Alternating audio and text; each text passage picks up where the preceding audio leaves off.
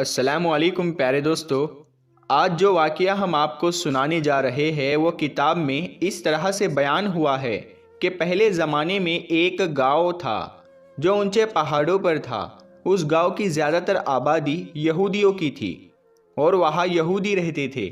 उस गांव के पास बहुत बड़ा घना जंगल था जहाँ खतरनाक दरिंदे रहा करते थे। उस गांव में एक यहूदी लड़की अपने बाप के साथ रहती थी।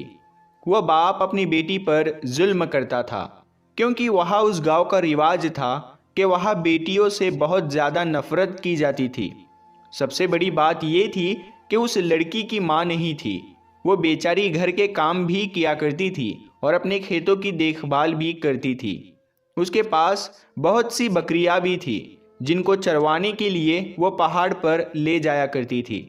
एक बार बहुत गर्मी थी, वो बकरियों के साथ पहाड़ पर गई। उसने बकरियों को चरने के लिए छोड़ दिया और खुद एक पेड़ के नीचे बैठ गई। उसे नींद आ गई। जब उसकी आंख खुली तो इतनी देर में उसकी सबसे प्यारी बकरी न जाने कहाँ चली गई थी। उसने देखा कि उसकी सारी बकरियां तो मौजूद है लेकिन उसकी प्यारी बकरी गायब है। वो बहुत परेशान हुई और बकरी को ढूंढने लगी और बकरी का नाम लेकर पुकारने लगी। इतने में बकरी की एक तरफ से आवाज आने लगी।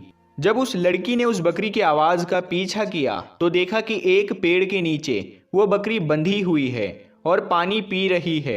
वो लड़की बहुत ज्यादा हैरान हुई कि बकरी को यहाँ किसने बांधा है। वो करीब गई तो वहाँ एक झोपड़ी बनी हुई थी। झोपड़ी के अंदर कोई बुजुर्ग बाबा बैठे हुए थे। उनका चेहरा नूरानी था। अपनी बकरी को लेने के लिए जब वो लड़की करीब गई और अपनी बकरी को खोलना चाहा तो लड़की कहने लगी कि ऐ मेरी प्यारी बकरी, क्या तू मुझे भूल गई? क्या तू यहाँ से जाना ही नहीं चाहती? बकरी अपनी जबान में ना जाने क्या क्या कह रही थी। उसी वक्त वो बुजुर्ग वहां पर आ गए और उन्होंने कहा कि प्यारी बेटी, यह क्या कर रही हो? लड़की ने कहा कि बाबा, ये मेरी बकरी है। इसे मैं पहाड़ पर चराने के लिए लाई थी लेकिन ये वहां से भागकर यहाँ आ गई। अब आप मुझे इसे दे दो, मैं इसे लेकर यहाँ से चली जाती हूँ। इससे पहले वो लड़की आगे बढ़ती और ज़ोरदार चक्कर आ गए क्योंकि गर्मी का मौसम था और उसे सांस लेने में मुश्किल हो रही थी। उसने ऊपर देखा तो उसकी सेहत थोड़ी अच्छी हुई। बाबा ने देखा तो कहा कि लगता है बेटी तुम बहुत मेहनत करती हो। उसने कहा जी बाबा, दोपहर के वक्त अपनी बकरियों को लेकर आती हूँ और इन्हें चराती हूँ। बाबा ने मुस्कुराकर कहा बताओ बेटी, तुम्हें क्या चाहिए? उसने कहा काश यहाँ बादल आ जाए, ठंडी ठंडी हवाएं चलने लगे और मौसम अच्छा हो जाए। वो दरवेश अल्लाह वाले कहने लगे अगर यही बात है तो तुम्हारी फरमाइश अभी पूरी करवा देते हैं। इसके बाद उन्होंने वजू किया और हाथों को उठा दिया और अपनी जबान में कुछ मांगने लगे। लड़की ने गौर से सुना तो वो कहने लगे थे कि अल्लाह पाक हमारी इस दुआ और इस बंदी की दुआ को कबूल कर ले। अल्लाह पाक हमारी सुन ले। वो बाबा दुआ करते जाते और रोते जाते। पहले उनकी पलकें गीली हुई, फिर उनके मुंह से सिसकियों की आवाज़ें आने लगी और फिर उनकी आंखें छमछम बरसने लगी। वो पूरी तरह गिड़गिड़ा कर दुआएं मांग रहे थे और वो लड़की उनकी हालत देखकर परेशान हो रही थी और सोचने लगी जिंदगी में बेशुमार लोगों को देखा लेकिन इस तरह किसी को मांगते हुए नहीं देखा। और अजीब बात यह थी कि वो न जाने किससे मांग रहे थे। उनका रोना बड़ा ही अजीब था। पहले तो वो लड़की डर रही थी कि बाबा इतना क्यों रो रहे हैं। लड़की परेशानी और खौफ के मारे बुजुर्ग को देखे जा रही थी और सोच रही थी कि ये क्या कह रहे हैं और आखिर ये किससे मांग रहे हैं। इतने में अचानक अभी वही सूरज जो अभी अकड़ दिखा रहा था वो कहीं पर छुप गया। हवा जो बहुत गर्म थी वो हवाएं ठंडी हो गई। ऐसा लग रहा था कि कहीं पर बर्फ गिर रहा है। जंगल में हवा बढ़ती जा रही थी और बहुत सुकून हो गया। बादल का एक टुकड़ा कहीं से आ गया और लड़की और बुजुर्ग बाबा के सर पर खड़ा हो गया। बुजुर्ग ने एक बार फिर दुआओं के लिए हाथ उठाए लेकिन इस बार वो अल्लाह का शुक्र अदा कर रहे थे। दुआ और शुक्र अदा करने के बाद वो उठे और उस लड़की की तरफ मुंह करके बैठ गए। उनकी सफ़ेद दाढ़ी आंसुओं से तर थी। उन्होंने हाथ में मौजूद रुमाल उतारा, दाढ़ी को साफ किया और बोले देख लो, मेरा रब अपने किसी बंदे की बात नहीं टालता। लड़की कहने लगी कौन सा रब? किसका रब? आप क्या कर रहे थे? क्या आप मुझे बताएंगे? और इस गर्मी में ये कैसा मौसम हो गया? आप किस रब की बात कर रहे हैं? तो अल्लाह वाले कहने लगे कि मैं उसी की बात कर रहा हूँ जो वाहिद है, उसके सिवा कोई माबूद नहीं, वो एक है, यकता है, और उसके सिवा हम किसी की इबादत नहीं करते। और जो तुमने मुझे देखा, मैं उठा फिर बैठा, वो नमाज पढ़ने का अंदाज था, ये इबादत कर रहा था। मैंने 2 रकात नफिल नमाज अदा की और उसके बाद मैंने दुआओं के लिए हाथ उठाए। मैं उसी से मांग रहा था और देखो उसने मेरी दुआ को किस तरह से सुन लिया। तो फिर वो लड़की कहने लगी, ये तो अजीब माजरा मैंने देखा है। आप मुझे बताइए, आप अपने रब को कैसे मनाते हैं? वो कैसे आपकी दुआ सुनता है? अल्लाह वाले मुस्कुराए और कहने लगे, मैंने ये बात अपनी माँ से सीखी है। जब मैं छोटा था और बचपन में कोई भी बात मनवाना चाहता था तो मैं रोने लगता था। मेरी माँ से मेरा रोना बर्दाश्त नहीं होता था। वो तड़प जाती और मुझे गोद में उठा लेती, मुझे चूमती थी और मेरी आंखें साफ करती थी। मेरी माँ हर वक्त मेरी जिद पूरा करती थी। इसके बाद बुजुर्ग ने बताया कि अल्लाह ने मुझे हिदायत दी और मैं आलिम दीन के पास कुरान मजीद पढ़ने लगा। तुम्हें बता दूं, कुरान मजीद हमारी मुकद्दस किताब है। जब मैं कुरान पढ़ने जाता तो एक दिन मौलवी साहब ने फरमाया, अल्लाह एक इंसान से 70 माओं से ज़्यादा प्यार करता है। बस वो दिन है और आज का दिन है। मैं रोता हूँ, गिड़गिड़ाता हूँ और गिड़गिड़ाकर अपने रब से मांगता हूँ। मेरा अल्लाह जो मुझे 70 माओं से ज़्यादा मुझे प्यार करता है, वो मेरी हर जायज़ दुआ सुन लेता है। ये मेरा कमाल नहीं बल्कि उस रब का कमाल है। लड़की कहने लगी, इसका मतलब आप जिस रब को मानते हैं उसने ही पूरी दुनिया बनाई है। मुझे और आपको और मेरी बकरियों को भी उसी ने ही बनाया है। ना सिर्फ मेरी बकरियों को बल्कि ये धरती, ये पत्ते, ये सूरज, ये चांद, ये ज़मीन का ज़र्रा ज़र्रा सभी को उसी ने बनाया है। ये ज़मीन से बाहर की दुनिया, हर जगह को उसी ने बनाया है। तो बुजुर्ग बाबा कहने लगे, बेटी कहाँ कहाँ जाओगी, हर जगह उसी ने बनाई है। लड़की कहने लगी, बाबा क्या आप मुझे अपने जैसा बना सकते हैं? मुझे क्या करना चाहिए?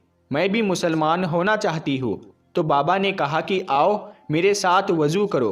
उस लड़की ने वज़ू किया। बाबा ने उसको पूरा तरीका बताया। फिर उसने बाबा के पास आकर कलमा पढ़ा और मुसलमान हो गई। बाबा ने उसे नमाज पढ़ने का तरीका भी बताया। वो बहुत खुश थी, जैसे उसे दुनिया की हर दौलत मिल गई हो। लेकिन यहाँ पर तो वो लड़की खुश थी, लेकिन घर पर उसका बाप एक बड़ा सा डंडा लेकर उसका इंतज़ार कर रहा था। लड़की ने अपनी बकरियों को लिया और घर आ गई। बाप ने पूछा कि तुम कहाँ से आ रही हो? लड़की ने अपने बाप से कहा कि वो जंगल बकरी चराने गई हुई थी, तो एक बकरी कहीं खो गई तो उसे ढूंढ कर ले आई हूँ। बाप लड़की के करीब आया और जोर जोर से उसको मारने लगा। उस मोटे डंडे से जब उसको मार लगती तो वो तड़प जाती। उसका बाप उसे और ज्यादा मारता। वो जालिम उसको मारता जा रहा था, यहाँ तक कि लड़की बेहोश होकर जमीन पर गिर गई, वहीं पर पड़ी रही। जब उसको होश आया तो उसके जिस्म में इतनी भी ताकत नहीं थी कि वो खुद उठ पाती। फिर अचानक उस लड़की के जहन में वही बुजुर्ग बाबा आए और ऐसा लग रहा था कि वह बुजुर्ग बाबा उससे कह रहे हैं कि मेरी प्यारी बेटी उठो, वजू करो और नमाज पढ़ो। इसके बाद लड़की उठ गई। नमाज पढ़ने के बाद उसने उसी बुजुर्ग की तरह रो रो कर गिड़गिड़ाकर दुआ मांगी, ऐ मेरे प्यारे अल्लाह, मेरा बाप मुझसे मोहब्बत नहीं करता, मेरे बाप के दिल में तू इस्लाम की शमा रोशन कर दे, उसके दिल में भी तू अपनी मोहब्बत डाल दे। उधर उसका बाप जंगल की तरफ से कहीं जा रहा था। जब जंगल में पहुंचा तो अचानक वहां पर एक खूंखार चीता आ गया। वो चीता उसकी तरफ बढ़ रहा था। चीते को देखकर लग रहा था कि वो इसे खा जाएगा। इससे पहले कि वो वहां से भागता, उस चीते ने उस पर हमला कर दिया और वो आदमी जख्मी हो गया। लेकिन चीते को उसे जान से मारने का हुक्म नहीं था। उसी वक्त वो अल्लाह वाले बुजुर्ग उस वक्त वहां आ गए। उन्होंने चीते से कहा कि बस हो गया, मिल गई इसे सजा, अब तुम चले जाओ। वो चीता वहां से जा चुका था और जख्मी हालत में वो आदमी बुजुर्ग बाबा को देख रहा था। वो आदमी कहने लगा, तुम कौन हो और यहाँ पर क्या कर रहे हो, और तुम्हारे कहने पर यह चीता कैसे चला गया? उन्होंने कहा कि तू बच गया। पता है तू किस वजह से बच गया? तेरी बेटी की वजह से, जिसे तू अभी मार कर आया है। तू जानता है तेरी बेटी मुसलमान हो चुकी है उस आदमी ने कहा कि क्या बकवास कर रहे हो। बुजुर्ग बाबा ने कहा, हाँ, बकवास नहीं कर रहा, उसी बेटी की वजह से तू आज बचा है। अगर तू ये बात नहीं मानता तो मैं एक बार फिर उसी चीते को बुलाता हूँ, वो तेरा काम तमाम कर देगा। बुजुर्ग बाबा ने इशारा किया तो वो जो चीता कुछ देर पहले वहां से जा चुका था, उनके एक इशारे पर पेड़ के पीछे से छलांग मारता हुआ आ गया और उस आदमी पर कूद पड़ा। वो आदमी बचाओ बचाओ कह रहा था और कह रहा था कि मैंने मान लिया। बुजुर्ग बाबा ने कहा कि बता, क्या तू आगे से अपनी बेटी पर जुल्म करेगा? बता, क्या तू उसे मारेगा? उस आदमी ने कहा कि नहीं, मैं वादा करता हूँ मैं उस पर आगे से कभी जुल्म नहीं करूँगा। अल्लाह वाले ने फिर कहा, हमारे दीन में बेटियों से मोहब्बत की जाती है। वो जालिम आदमी कहने लगा, बाबा मैं आपसे माफ़ी मांगता हूँ, मैं ऐसी कोई भी हरकत नहीं करूँगा और मैं भी मुसलमान होना चाहता हूँ।